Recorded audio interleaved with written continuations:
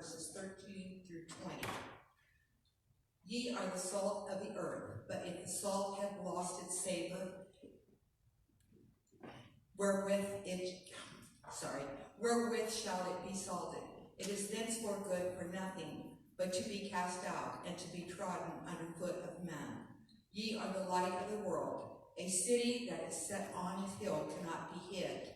Neither do men light a candle and put it under a bushel, but on a candlestick, and it giveth light unto all that are in the house. Let your light so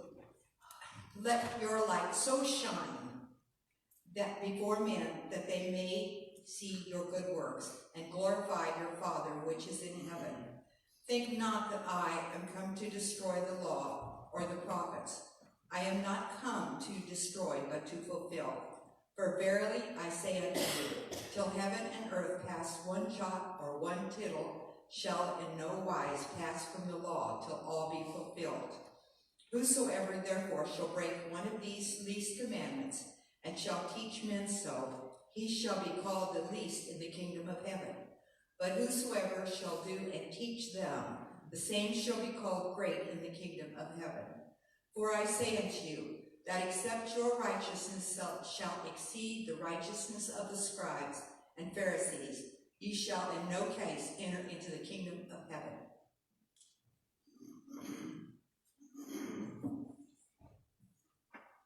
And that was the word of God for the people of God.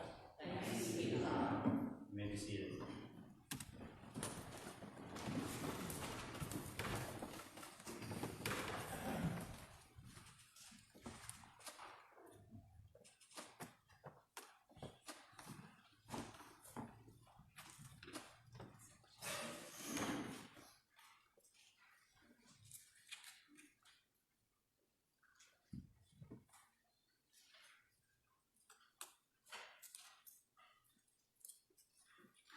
Sorry, I'll be set up here in a minute.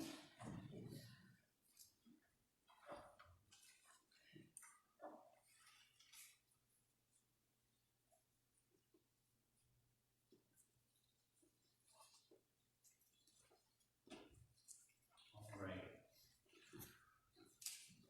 Okay, so we're continuing to look at the Sermon on the Mount. All right, we're going to take a brief bird's eye view of this sermon of Jesus over the next few Sundays. The section that was just read to you, right, it follows the Beatitudes, right? And so for the Beatitudes, we had this structure of blessed are, right? 8 times in a row. Blessed are. And then Jesus flips the last one and he says, you are blessed, right? You are blessed when they falsely say all kinds of evil things against you, persecute you, or falsely accuse you in my name, right?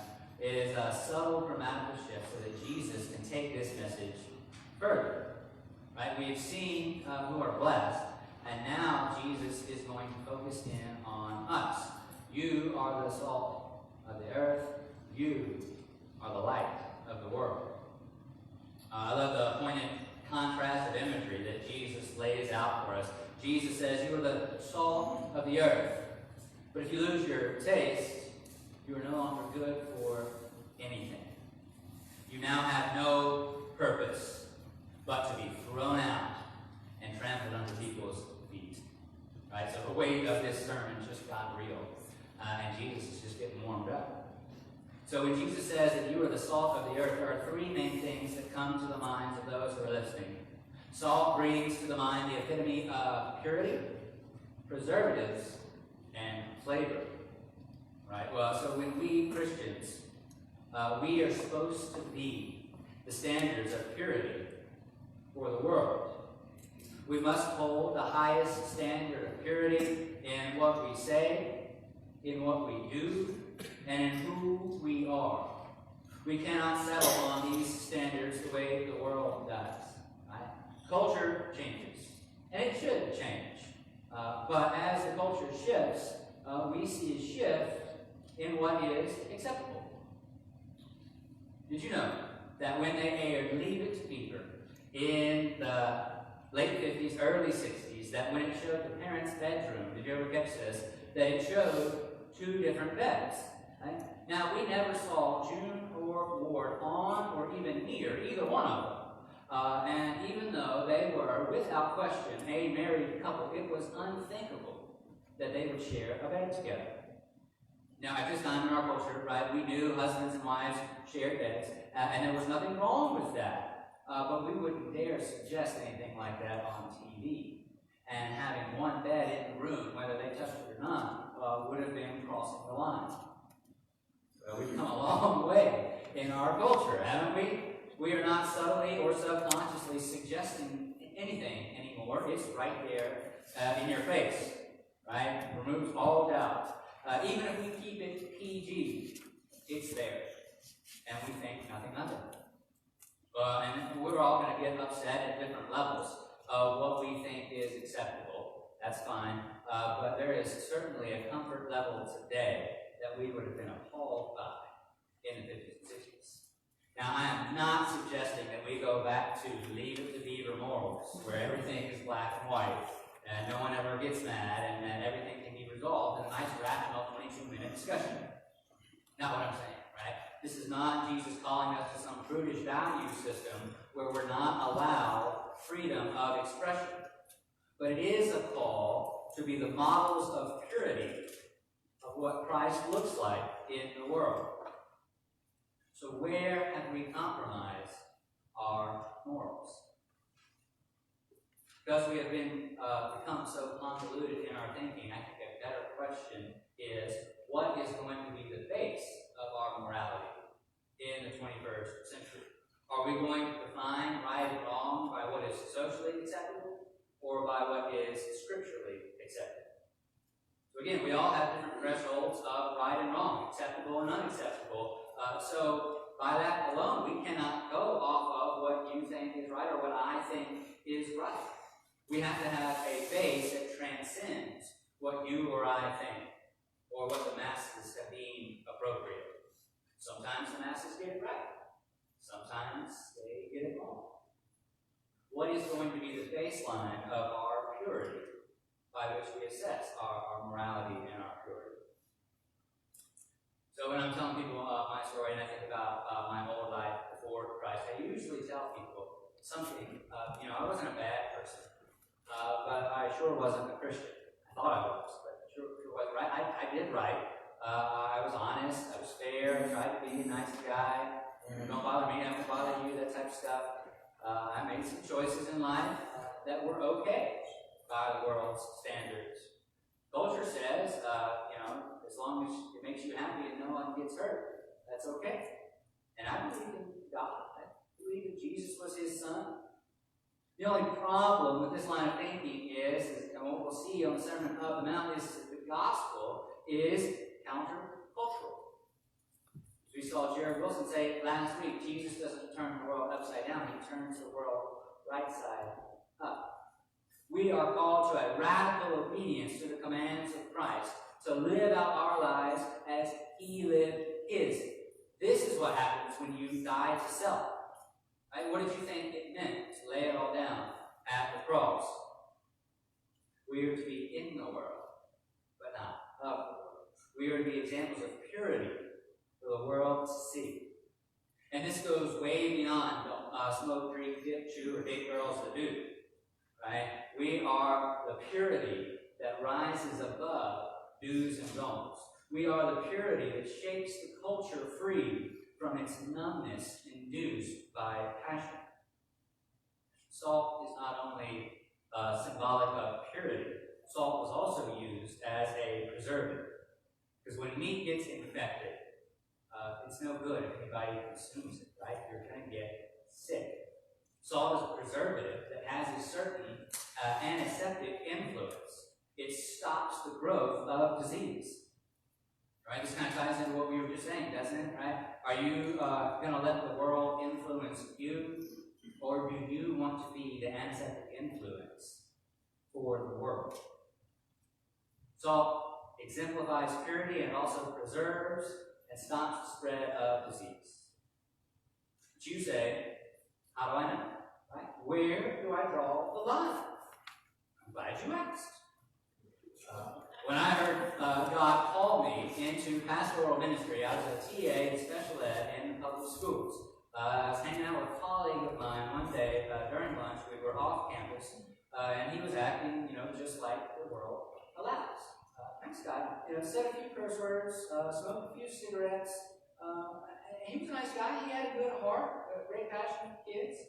And again, we were off campus. Okay, right? Not a problem here, right? And I mean that. I know there's some of you who probably smoke a little bit, probably have a few drinks. You might even say a bad word. It's okay. I did some of these things as well. I'm not going to be heartbroken to find this out about you. But what got me about this situation is when he found out that I was studying to be a pastor. What were you doing? What's life going and all that? He was shocked. Almost got mad at me, kind of. Said, I'm over here smoking and cursing. If you told me he's pastor, I'd have cleaned up my behavior. Right? I'd have known.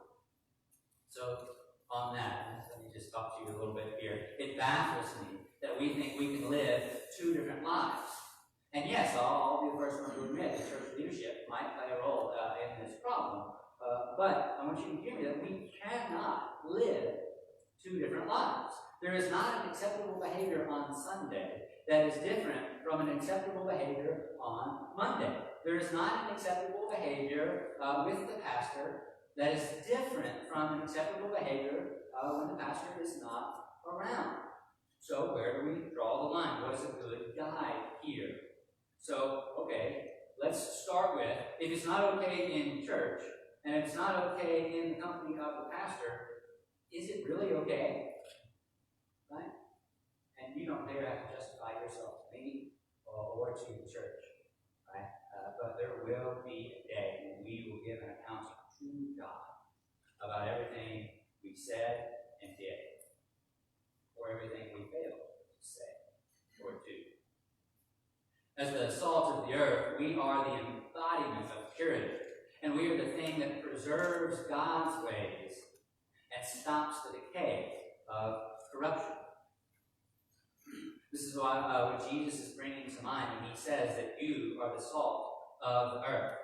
And we all know salt provides flavor. So be flavorful. Have fun. Make life interesting. Be tasty. Just don't compromise your morals. And don't let corruption set in and decay your flesh. I've always found Jesus' next words interesting. He says, if you lose this flavor, if you lose this pizzazz about your Christian life, you're worthless. Life in Christ is amazing. It can't not be flavorful. Life with Jesus as the moral center will not be dull, uneventful, or boring. Joy of the Lord is not a metaphor. There is pure joy to be found in Jesus Christ. William Barclay is going to say it this way. He says, uselessness invites disaster. If Christians are not fulfilling their purpose as Christians, then they are on the way to disaster. This should beg us to ask the question, well, then what is my purpose? And that's exactly where Jesus goes next. You are the light of the world. Now let me remind you real quick of John 9:5, where Jesus says that I am the light of the world. Okay, so no pressure, Christian, but Jesus has just put you on a plane with himself. See, though, I don't know if you know this, the word Christian, it literally means little Christs. It was originally a term that was used to identify and to mock those who followed Jesus, because their lives looked like his life. Their lives reflected his teaching and his example. So if the standards weren't raised with this whole purity preservatives bit from the salt analogy, Jesus really raised the bar here. Light of the world. The ancient rabbis taught that Jerusalem was the light to the nations, and that a famous rabbi was often called the light of Israel. See, they believed that humans did not create their own light. And they would also say that Jerusalem was God's lamp for the pagans. So Jesus is not calling us to produce this light for the world, but to be a reflection of the light that he is. I want you to think about it logically with me. What is the entire purpose of a light? The entire purpose of a light is to be seen and to draw attention. So we ask ourselves, is Jesus teaching us some sort of Christian morality lesson, parallel to or possibly better than some other self-help philosophies? Or does Jesus actually want to do something with us? Is it our agenda to be seen? Or are we living out of faith in the world to be seen, or are we hiding in the shadows? Are we proclaiming the gospel, or are we whispering quietly so we don't make a scene? Are we alive to be made known, that no one should perish, or are we still too scared of what people might think, how they might respond? They might respond by believing in Jesus.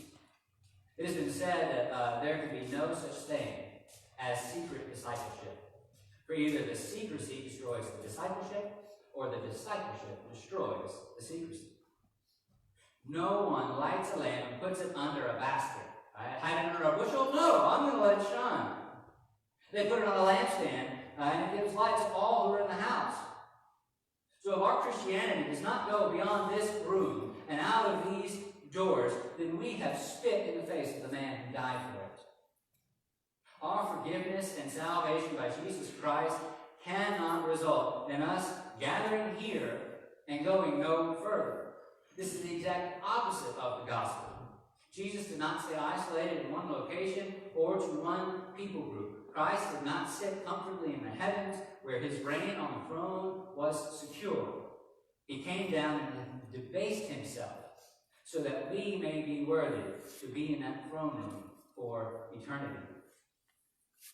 If Christ cannot be seen in our everyday lives, and I'm talking to myself here, it's just as much as any one of you, if our lives do not reflect his light, then if our lives do not point people back to Jesus, the light of the world, then what do we do? But you say, that's too much. That's too hard. What did you think it meant to give God everything you have and everything you are? It meant to give him control of literally everything about your life. It means that there is no microscopic inch of our lives that does not indwell and exude the greatness of God. You say, I didn't sign up for all of that. Good. Now we're getting somewhere on your faith journey. Faith is not necessarily believing in something you can't see. Faith is trusting that the death and resurrection of Jesus Christ is enough. It's enough to square you with God, and it's enough joy in this life, here and now. Do you believe? I want to be clear on one thing. I am not immune to any of this, right? Pastors are not some sort of secret animal that does not struggle with being the salt of the earth and the light of the world. I intentionally use words like we and us in sermons because everything I tell you, I need just as much for myself. You need yourself. I may have sat with the text a little bit longer. I may have contemplated it at a deeper level than you normally do in your daily Bible readings. Right? That's my job, right? Sift through it, pull out these little gold nuggets and give them to you.